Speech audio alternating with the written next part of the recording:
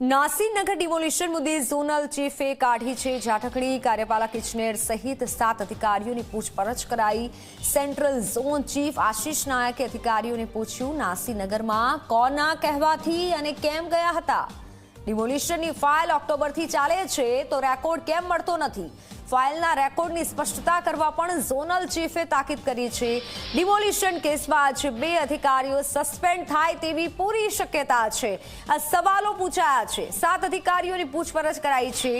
Zonal ચીફે ઝાટકણી કાઢી છે, આકરા સવાલ પૂછ્યા છે કે કોના કહેવાથી અને કેમ ગયા હતા? ફાઇલનો રેકોર્ડ કેમ મળતો નથી? કાર્યપાલ ઇજનેર સહિત 7 અધિકારીઓની પૂછપરછ થઈ રહી છે। અનેક સસ્પેન્ડ થઈ શકે છે અધિકારીઓ, 2 અધિકારીઓ સસ્પેન્ડ થાય તેવી આજે શક્યતા છે। નાસીનગરની વાત કરી રહ્યા છે। નાસીનગરમાં આટલા દિવસથી જે વિવાદ થઈ રહ્યો છે, ડિમોલિશનની ફાઇલ ઓક્ટોબરથી ચાલુ છે તો પછી રેકોર્ડ કેમ નથી મળતો તેવા આકરા સવાલ પૂછ્યા છે। ફાઇલના રેકોર્ડની સ્પષ્ટતા કરવા પણ ઝોનલ ચીફે તાકીદ કરી છે। ઝોનલ ચીફે આ સવાલ કર્યા છે। નાસીનગર ડિમોલિશન મુદ્દે ઝોનલ ચીફે આકરા સવાલ કર્યા છે કે કોના કહેવાથી અને કેમ ગયા હતા? ડિમોલિશન કેસમાં 2 અધિકારીઓ સસ્પેન્ડ થાય તેવી શક્યતા છે।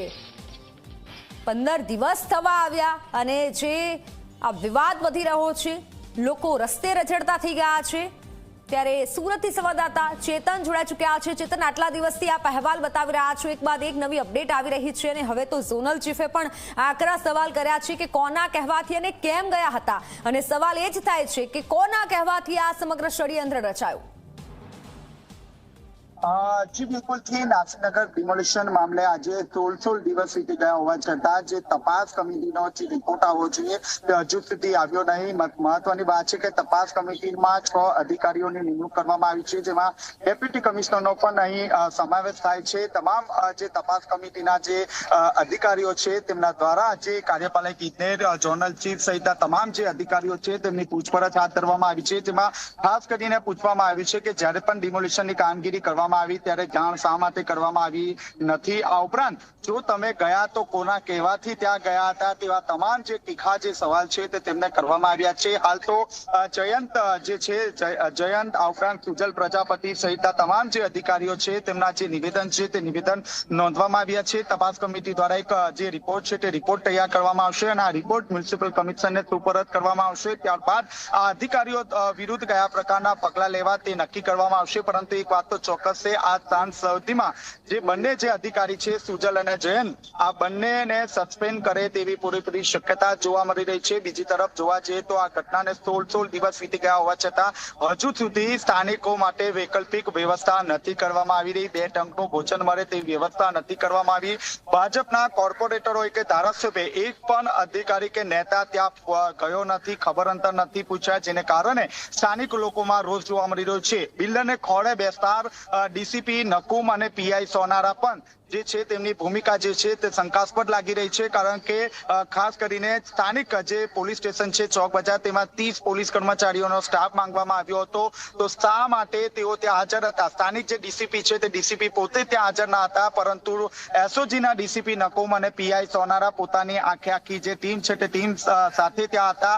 બિલ્ડરને લાભ કરાવવા માટે આખું ષડયંત્ર જે છે તે રચવામાં આવ્યું હતું। મહત્વની વાત છે કે 18મી તારીખે પણ જે બિલ્ડર છે તે બિલ્ડર પોતે ત્યાં જેસીબી લઈને ગયો હતો અને ડિમોલિશન કર્યું હતું અને ત્યારબાદ આપ જોઈ રહ્યા છો 30મી અને 31મી તારીખે આ બંને દિવસે આખું જે ડિમોલિશન છે તે કરવામાં આવ્યું હતું। સ્થાનિક લોકોને માત્ર 1 કલાકનો સમય આપવામાં આવ્યો હતો। હજી જે 100 પરિવાર છે તેના જે બાળક છે તે સ્કૂલે નથી જઈ રહ્યા, કારણ કે તેમનું જે સ્કૂલનું જે બેગ છે તે મકાનના જે કાટમાં છે તેની નીચે દટાઈ ગયું છે, જેને કારણે હવે બાળકો પણ ના કહી રહ્યા છે કે હવે અમારે સ્કૂલે નથી જવું। આ જે બાળક જો અભણ રહેશે અને અભ્યાસ નહીં કરશે તો તે પાછળ જવાબદાર કોણ? અનેક જે સવાલ છે તે સવાલ અહીં ઉભા થયા છે। મહત્વની વાત છે કે 2 વર્ષ પહેલા એટલે કે 2023માં પણ બાજુમાં પાલિયા જે પ્રોજેક્ટ ચાલી રહ્યો છે તે પ્રોજેક્ટમાં પણ ક્યાંક સ્થાનિકોને ₹80,000 થી લઈને 2 લાખ સુધીની જે રકમ છે તે રકમ આપવામાં આવી હતી અને 300 થી વધુ જે ઝૂંપડાઓ છે તેનું ડિમોલિશન કરવામાં આવ્યું હતું। કોઈ પણ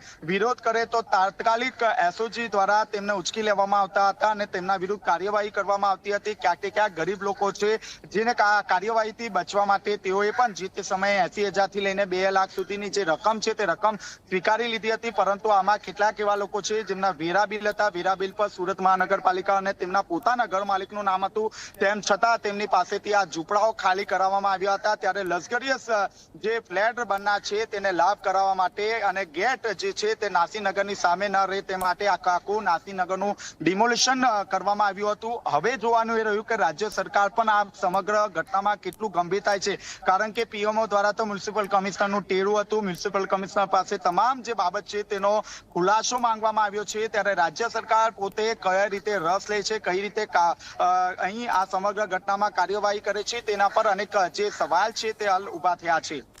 બિલકુલ બિલકુલ ચેતન, એ જ વાત ઉપર આવવું છે। વૈકલ્પિક વ્યવસ્થા, આ આકરો તડકો છે, હમણાં વરસાદ આવશે તો આ લોકો જાય તો ક્યાં જાય? આજે બિલ્ડરના ખોડે અધિકારીઓ જે બેસી ગયા છે તે અધિકારીઓના સામે તેમની નજરે શું આ દ્રશ્યો આવે છે કે લોકો હવે રસ્તા પર રજડી રહ્યા છે, લોકોના જે છોકરા છે તે ક્યાંય ભણવા માટે અત્યારે નથી જઈ રહ્યા, તો આ બધા માટે જવાબદાર કોણ? અને હવે જો વરસાદ આવી જશે તો આ લોકો જાય ક્યાં? એટલે વૈકલ્પિક વ્યવસ્થા હજી સુધી કોઈ પણ પ્રકારની કરવામાં નથી આવી।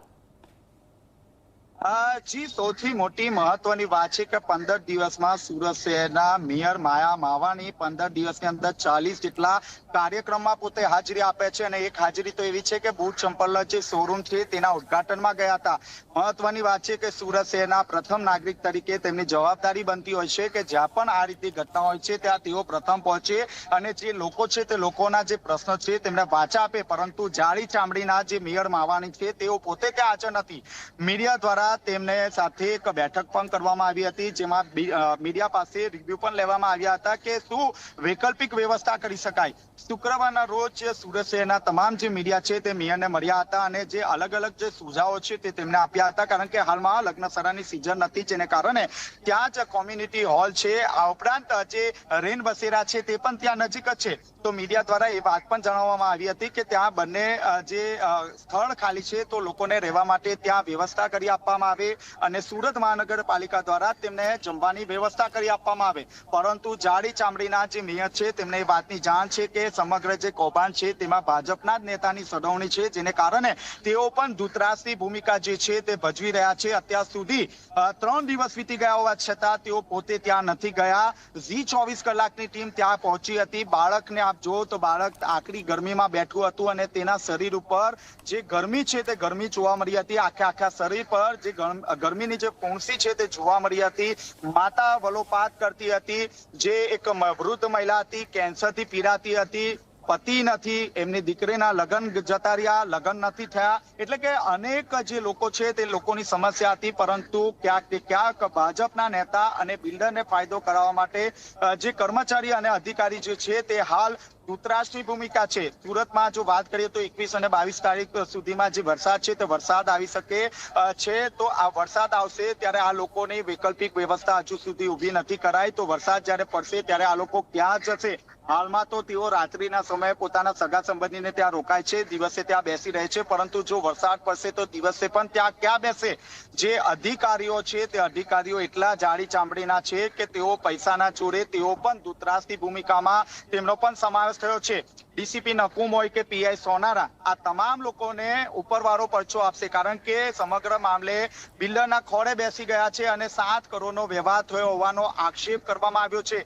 જે ઉપરી અધિકારી છે મ્યુનિસિપલ કમિશનર અને પોલીસ કમિશનરને આ સમગ્ર જે ઘટના છે તેમને જાણ કરવામાં નથી આવી। બારોબાર બેઠક કરવામાં આવી હતી અને બેઠક બાર જે છે તે એકાએક 30 અને 31 તારીખે ડિમોલિશનની કામગીરી છે તે કરવામાં આવી છે। ત્યારે હવે જોવાનું એ રહ્યું કે આ ગરીબો જે છે 100 થી વધુ ઝૂંપડાઓનું ડિમોલિશન થયું છે, ત્યારે આ ગરીબોના સહારે કોણ આવે છે? કારણ કે વિનુ મોરડિયા પણ અત્યાર સુધી બોલતા હતા, પરંતુ એકાએક જે હાઈકમાન્ડ છે તે હાઈકમાન્ડ દ્વારા પણ તેમને એવું કહેવામાં આવ્યું છે કે આ મામલે તેઓ હવે ચૂપ થઈ જાય, કોઈ પણ પ્રકારનું નિવેદન મીડિયા સમક્ષ આપવામાં ન આવે। 2 દિવસથી સતત વિનુભાઈનો પણ સંપર્ક કરવામાં આવી રહ્યો છે, પરંતુ વિનુભાઈએ આ સમગ્ર જે ઘટના છે તે ઘટનામાં બોલવાનો ઇનકાર કરી દેવામાં આવ્યો છે। એટલે કે આપ જોઈ શકો છો જે પણ નેતા અવાજ ઉઠાવે છે હાઈકમાન્ડ દ્વારા તેમનો અવાજ જે છે તે દબાવી દેવામાં આવે છે, કારણ કે આ જે ડિમોલિશન થયું છે તે મોટા માથાના જે ભાજપના જે મોટા માથાના જે નેતા છે તેમની પણ સડવણી છે. તેમને પણ આ જે પ્રોજેક્ટ છે તે પ્રોજેક્ટમાં ક્યાંક ને ક્યાંક લાભ થનાર હતો, જેને કારણે